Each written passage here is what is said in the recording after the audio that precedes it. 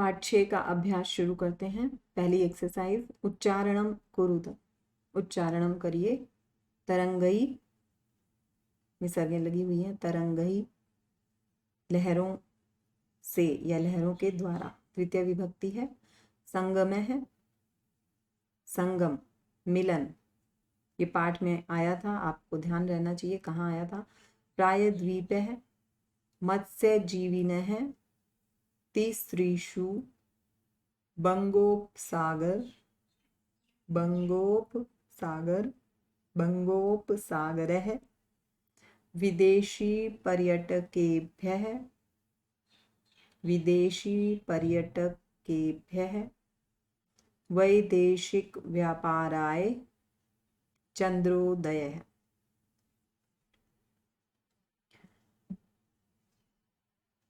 दूसरा अभ्यास अधोलिखितानां प्रश्नानां उत्तरम लिखत। नीचे लिखे गए प्रश्नों के उत्तर लिखिए।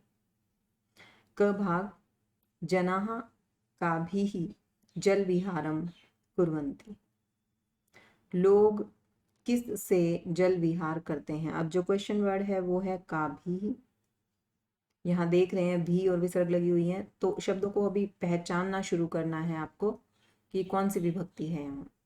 यहाँ पर तृतीया बहुवचन है, तो लोग किस से जल विहार करते हैं। तो जल विहार कैसे करते हैं।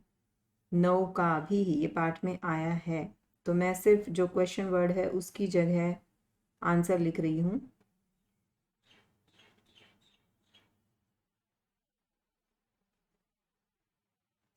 नौका भी, नौकाओं से जल विहार करते हैं, तो सिर्फ ये शब्द इस क्वेश्चन वर्ड की जगह आ जाएगा। बाकी सारा सेंटेंस आप ऐसे ही लिखेंगे, जनाः नौकाभिः जल विहारम कुर्वन्ति, और ये क्वेश्चन मार्क हट के पूर्ण विराम आ जाएगा। ख भाग देखिए, भारतस्य दीर्घतमः समुद्र तटः कः। अब यहाँ क्वेश्चन वर्ड है कः, इसकी विभक्ति देखनी है। प्रथमा एक वचन में विभक्ति है, तो आपके आंसर में भी प्रथमा एक वचन ही होनी चाहिए। भारतस्य दीर्घतमः समुद्र तटः मेरीना तटः, तो ऐसे ही लिखेंगे आप जैसे मैंने आपको बताया है। सेंटेंस बन जाएगा ये, मेरीना तटः। तो भारतस्य दीर्घतमः समुद्र तटः मेरीना तटः, उसके बाद पूर्ण विराम। ग भाग, जनाः कुत्र स्वैरम विहरन्ति। लोग कहाँ, अब क्वेश्चन वर्ड है कुत्र, कहाँ अपने आप घूमते हैं, अपनी मर्जी से घूमते हैं। तो जब भी हमें कुत्र का आंसर करना होता है, पहले भी मैं बता चुकी हूँ आपको, तो जगह का नाम आता है कि वहाँ पर, तो पर आता है सप्तमी विभक्ति में, तो इसका आंसर देते हुए कुत्र का हम नॉर्मली सप्तमी विभक्ति आती है। तो जनाः कुत्र स्वैरम विहरन्ति, तो जनाः मुंबई नगरस्य जुहू तटे, तो आंसर लिखिए।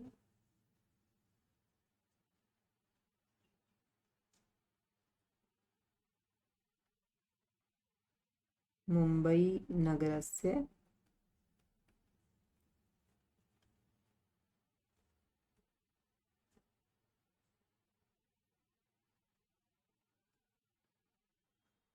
जुहू तटे। बालकाः बालुकाभिः किं रचयन्ति। बालक बालू रेत से क्या बनाते हैं, तो क्या बनाते हैं, बालुका गृहम।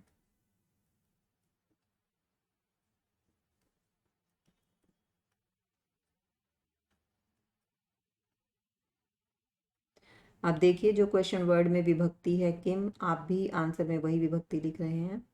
तो बालकाः बालुकाभिः बालुका गृहम रचयन्ति, उसके बाद आएगा पूर्ण विराम। ग पार्ट देखिए, कोचिका तटः केभ्यः ज्ञायते। जो कोच्चि तट है वो किस चीज के लिए जाना जाता है, नारिकेल फलेभ्यः, तो यहाँ आंसर लिखिए नारिकेल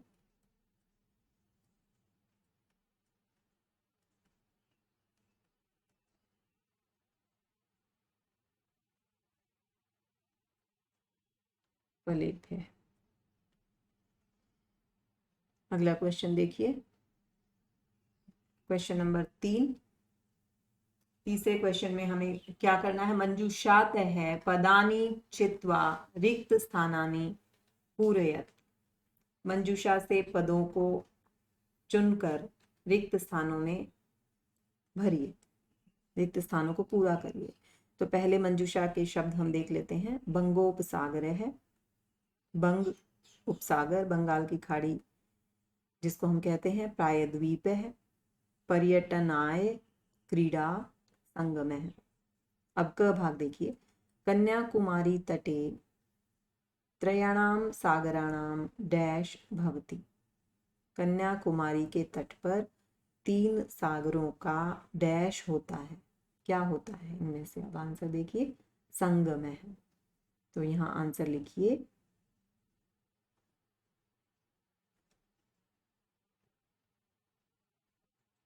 संगम है।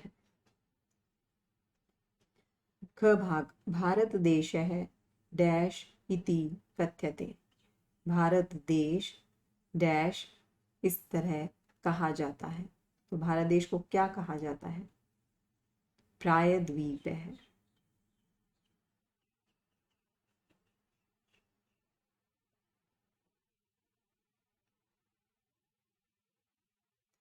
अगला भाग देखिए, ग जनाः समुद्र तटम डैश आगच्छन्ति। लोग समुद्र तट पर डैश के लिए आते हैं।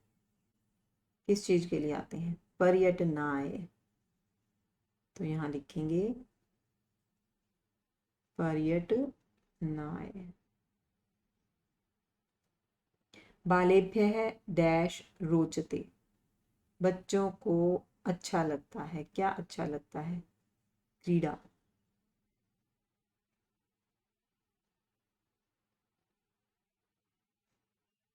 भारतस्य पूर्व दिशायाम डैश अस्ति। भारत की पूर्व दिशा में डैश है। क्या है? बंगोपसागर है।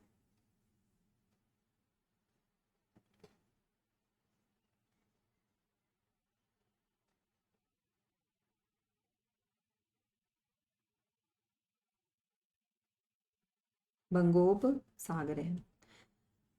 फोर्थ एक्सरसाइज देखते हैं, यथा योग्यम योजयत। योग्य के साथ जोड़िए, योग्य शब्द के साथ जोड़िए। समुद्र तट है,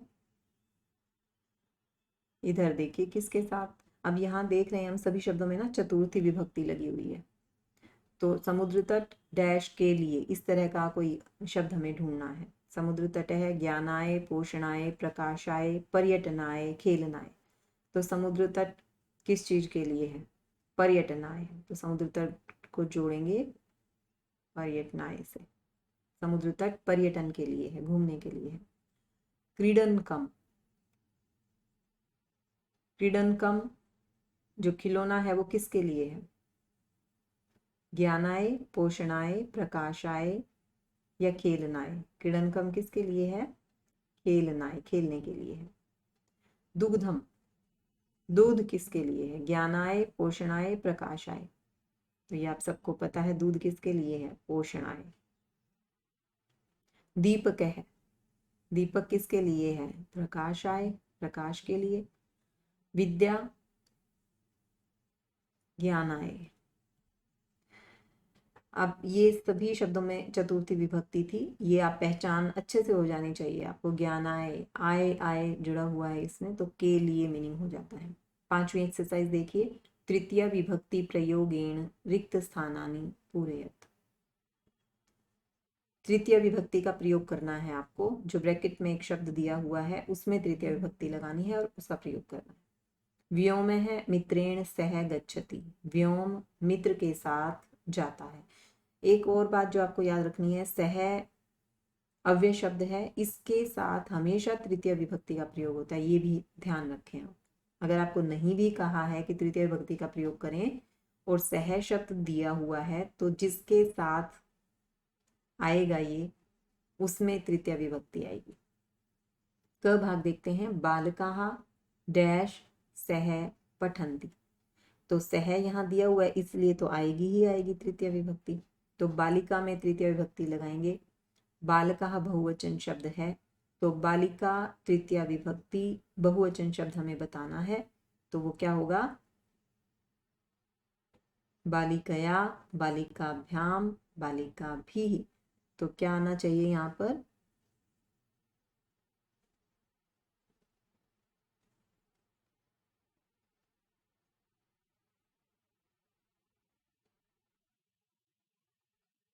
बालिकाभिः। ख भाग देखिए, तड़ाग है डैश विभाति। तालाब कमलों से सुंदर लगता है, विभाति मतलब सुंदर लगता है। तो कमल से, इसमें तृतीय विभक्ति एक वचन अगर आप वर्ड लिखेंगे तो कमलेन, कमलाभ्याम, कमलहि। तो हमें क्या लिखना है? कमलई। क म ल हई की मात्रा और विसर्ग, कमलई। ग भाग, अहम अपि डैश खेलामि। मैं भी खेलता हूं, किससे? कंदुक शब्द आपको दिया हुआ है जिसका मतलब होता है गेंद। अब एक गेंद से खेलता है, एक ही इंसान है, तो हम इसको तृतीय विभक्ति एक वचन में लिखेंगे। तो क्या होगा तृतीय विभक्ति एक वचन? कंदुकेन।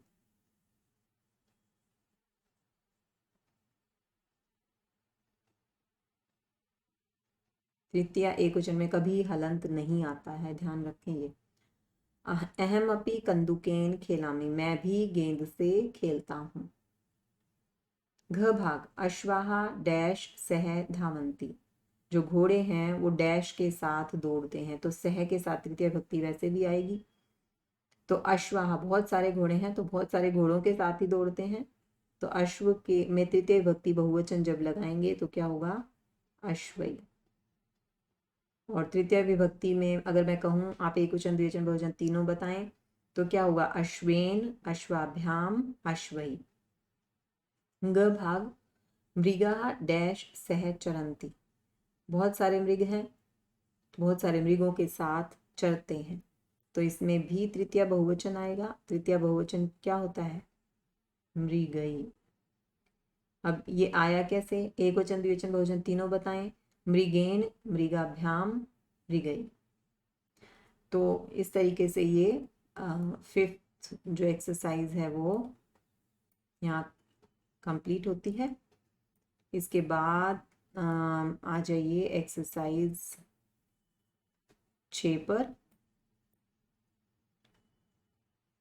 तो 6 एक्सरसाइज में अधोलिखितम वृत्त चित्रम पश्यतु।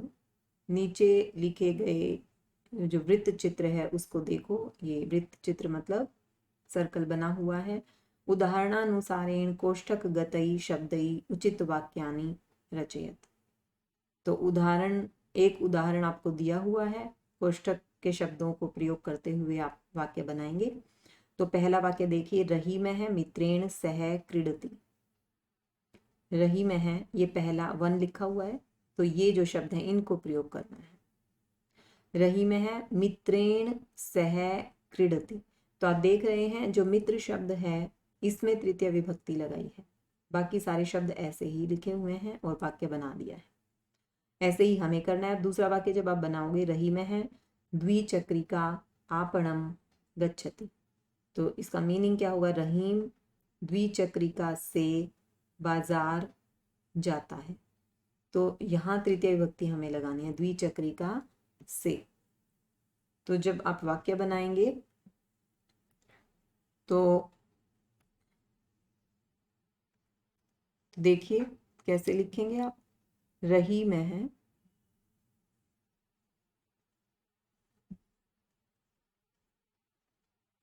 द्विचक्रिकया, द्विचक्रिकया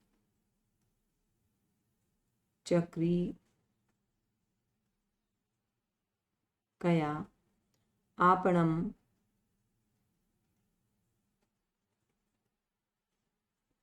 गच्छति।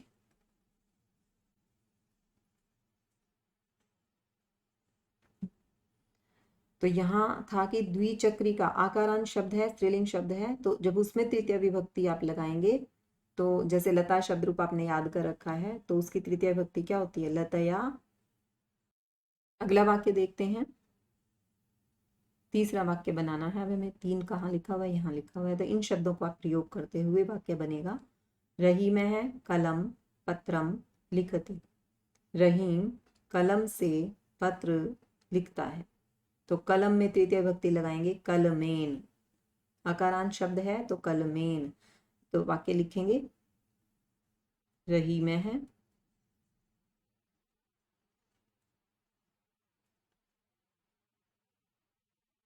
कलमेन पत्रम लिखती।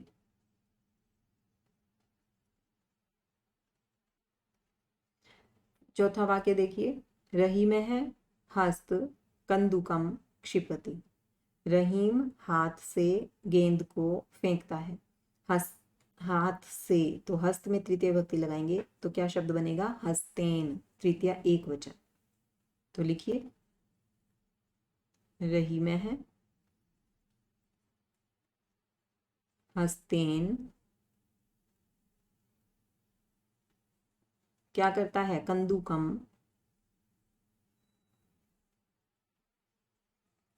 क्षिपति।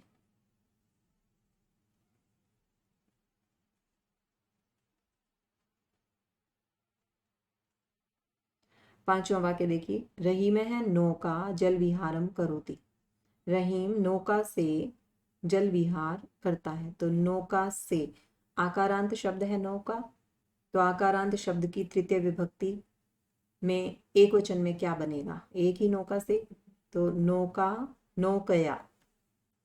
तो प्रयोग करेंगे इसका, रही में है नौकया। जैसे लता शब्द रूप में लतया, तृतीय एक वचन में रूप होता है। आगे क्या है? नौकया जल विहारम करोति।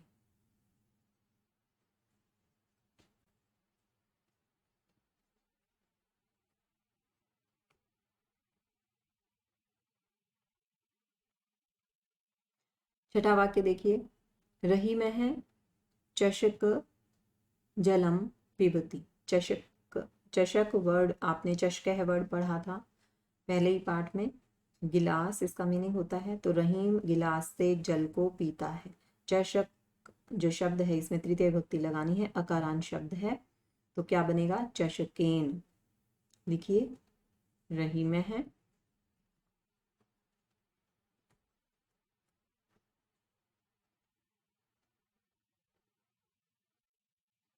चषकेन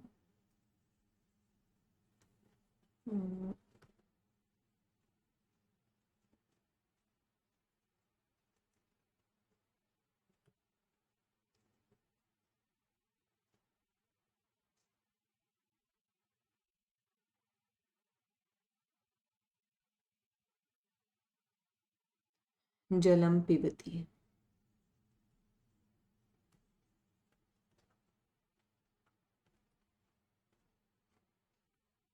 सातवां वाक्य देखिए, रही में है तूलिका चित्रम रचयति। रहीम तूलिका से चित्र को बनाता है। तूलिका आकारांत शब्द है, इसमें तृतीय विभक्ति एक वचन का हमें प्रयोग करना है, तो वो लता शब्द रूप की तरह ही होगा। तो तृतीय एक वचन का रूप क्या बनेगा? तूलिकया। लिखिए इसको, रही में है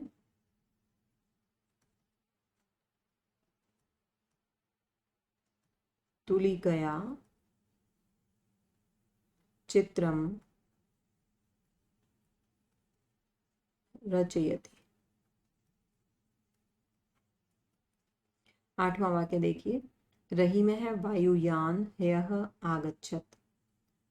रहीम वायुयान से बीते हुए कल में आया। ह्यः होता है बीता हुआ कल। वायुयान अकारांत शब्द है, इसमें तृतीय विभक्ति लगाएंगे तो वायुयान से, वायुयानेन। तो लिखिए इसको, रही में है वायुयानेन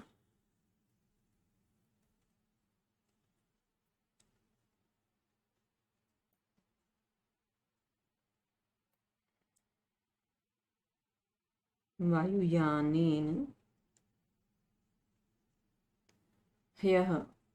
यह आधा है और यह बना हुआ है इसके पैर में और विसर्ग यह आगच्छत।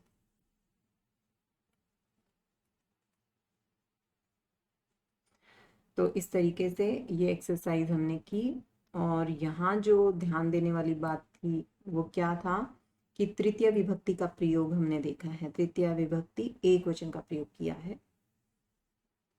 7वीं एक्सरसाइज देखिए, कोष्ठकात उचित पद प्रयोगेण रिक्त स्थानानि पूरयत। कोष्ठक से उचित पद के प्रयोग से रिक्त स्थान को पूरा करें। क भाग, धनिक है डैश धनम ददाति। धनिक डैश के लिए धन देता है। अब के लिए का जब प्रयोग करेंगे आप याद करिए कौन सी विभक्ति का चिन्ह होता है के लिए। कर्ता ने कर्म को करण से संप्रदान के लिए, तो संप्रदान में चतुर्थी विभक्ति होती है, तो चतुर्थी विभक्ति का प्रयोग हम यहाँ करेंगे। धनिक, तो यहाँ देखिए शब्द कौन से हैं, निर्धनम और निर्धनाय। तो कौन सा शब्द सही है, निर्धनाय में चतुर्थी विभक्ति, ये शब्द हम यहाँ लिखेंगे। क भाग देखिए, बालः डैश विद्यालयम गच्छति। बालक डैश के लिए विद्यालय जाता है। फिर के लिए, तो फिर चतुर्थी विभक्ति का प्रयोग।